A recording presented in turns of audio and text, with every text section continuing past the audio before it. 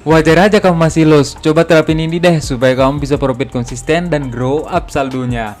Mungkin banyak dari teman-teman ini yang sudah terjun di dunia forex, tapi setiap kali entry itu berujung loss. Kalau tidak berujung loss, berujung MC. Kalau tidak berujung MC, ya melakukan all-in. Kalau nggak all-in, rungkat ya pribadi everyone.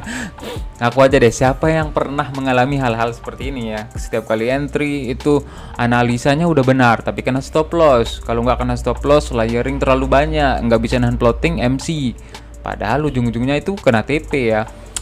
Kita akan coba bahas hal ini, bagaimana cara menghindarinya, bagaimana memanajemen resikonya, bagaimana cara metode entry yang bagus menggunakan supply and demand. Kemarin kita sudah bahas mengenai supply and demand ya. Jadi kita menunggu dia breakout supply and demand dan kita melakukan entry. Tapi kita belum belajar bagaimana cara mengidentifikasi Bang, supply and demand itu seperti apa Bang. Oke, hari ini kita akan bahas supply and demand dulu, baru kita ke manajemen resikonya supaya nggak melakukan all-in atau berujung layering yang super banyak sekali.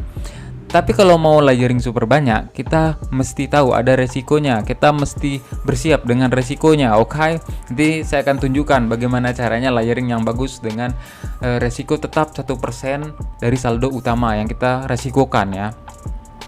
Oke, kita bahas mengenai supply and demand. Jadi, apa itu supply and demand? Supply and demand sebenarnya kalau di forex itu adalah area di mana harga terjadi kenaikan dengan drastis atau turunnya dengan drastis. Tapi kalau secara teori supply and demand ini, kalau supply terlalu banyak, kalau barangnya terlalu banyak, apa yang terjadi guys?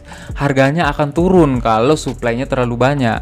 Kalau demand, kalau permintaannya terlalu banyak, apa yang akan terjadi? Demand terlalu banyak, itu pasti akan terjadi kenaikan harga. Nah, kalau di forex di sini kita akan coba melihat area supply dan area demand. Supply and demand adalah area di mana harga kalau di forex ya terjadi kenaikan dengan drastis atau turunnya dengan drastis. Jadi di sini kita bisa menandai area itu sebagai area supply and demand, karena akan naik atau turun dengan drastis. Secara pengertian itu, kalau seperti yang tadi apa saya bilang, supply itu adalah kalau terlalu banyak supply itu harganya bisa turun dengan drastis. Kalau terlalu banyak demand, permintaan, itu harganya bisa naiknya dengan drastis. Nah, kalau di market kita akan lihat di mana area sering terjadi kenaikan dengan drastis, turunnya dengan drastis. Nah, kita akan tandai sebagai area supply and demand, dan kita punya ekspektasi ketika dia retest kembali, kita bisa masuk atau bisa profit seperti itu ya. Oke, kita langsung saja ya. Jadi di sini kita hapus dulu. Oke, secara pengertian tadi apa? Ada kenaikan dengan drastis, turunnya dengan drastis. Di sini kita bisa lihat area-area di mana harga terjadi turun dengan drastis. Kita bisa lihat dari area sini ya. Ada satu candle yang dimana ada momentum harga, kita bisa perhatikan turunnya dengan drastis di sini.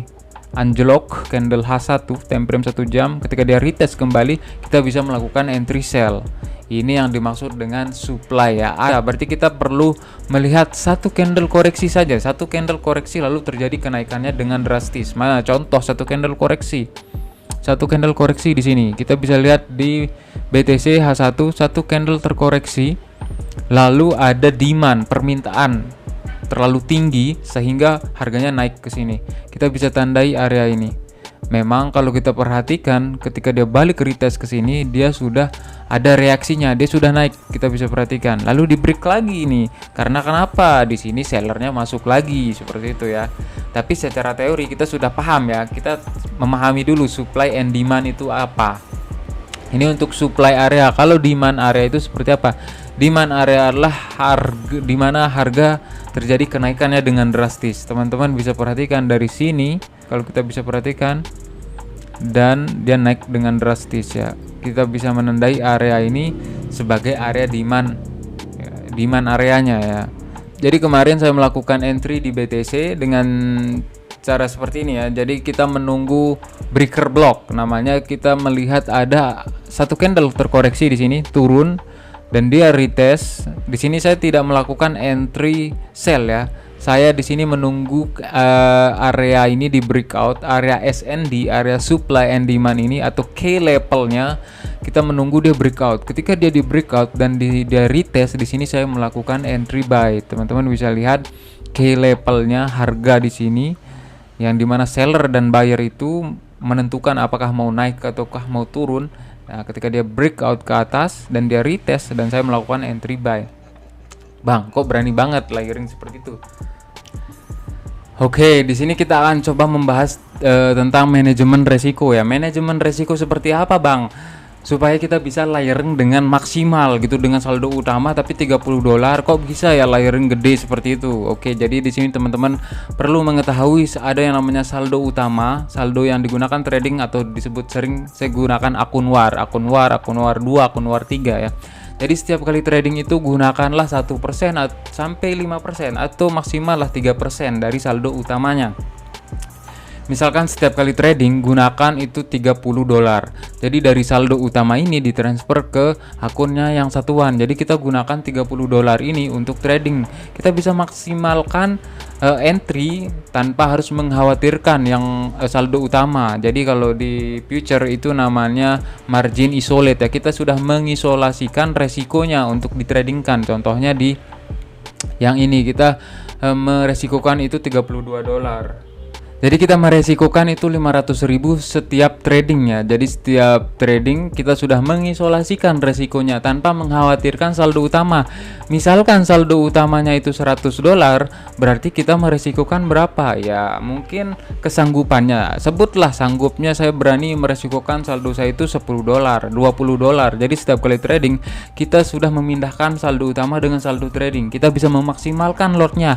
Tentu dengan metode trading yang udah kita backtest, yang udah kita punya data entry-nya. Misalkan 100 kali entry, kita loss-nya berapa, win rate-nya berapa, kita gunakan seperti itu. Jadi terserah mau menggunakan metode entry seperti apa, supply and demand, support resistance ya, menggunakan indikator bisa juga. Jadi yang penting udah di backtest, sudah punya data entry-nya situ, win rate-nya berapa. Jadi kita bisa yakin, percaya diri ketika melakukan entry itu nggak ragu-ragu. Misalkan sekali 2 kali kena stop loss itu udah ragu. Wah, ini cari metode lagi biar tidak seperti itu ya. Jadi harus di backtest. Paling nggak teman-teman backtest dulu lah 100 kali entry, 200 kali entry. Bisa backtest ke belakang ya. Jadi misalkan lihat beberapa setup yang terbentuk, kita melakukan entry seperti itu. Oke. Nah, di sini kita akan coba praktekkan supply and demand itu seperti apa tadi. Ada satu candle koreksi lalu terjadi penurunan atau kenaikan dengan drastis. Nah, kita akan coba praktekkan di binary ya. Ini contoh di binomo, tapi di akun demo saja ya guys. Oke, kita akan coba praktekkan di binom chart ya guys ya, menggunakan supply and demand. Di sini kita bisa perhatikan ya. Di sini kita bisa perhatikan di mana ada kenaikan dengan drastis atau turun dengan drastis, atau kita bisa menandai yang namanya candle koreksi ya. Di sini ada satu candle koreksi, dia retest dan dia turun di sini. Tapi ini agak telat ya. Kita coba lihat di sini ada juga candle yang retest. Ada candle koreksi, maksud saya di sini ada satu candle koreksi tapi di breakout. Di sini menjadi breaker block ya. Kita bisa manfaatkan untuk entry juga di sini di breaker block. Jadi ada order block, breaker block, fair value gap, banyak itu point of interest untuk kita entry ya. Oke. Tapi kayaknya nggak ada entryan ya. Jadi kita nggak usah coba deh.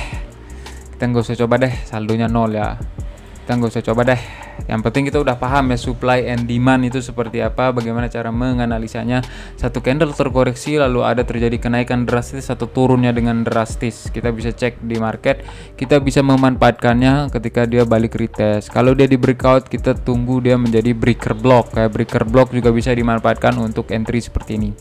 Oke, mungkin segitu aja video hari ini. Kalau teman-teman suka dengan video seperti ini, silahkan komen di bawah. Ya, thanks for support and see you in the next video, man. Peace.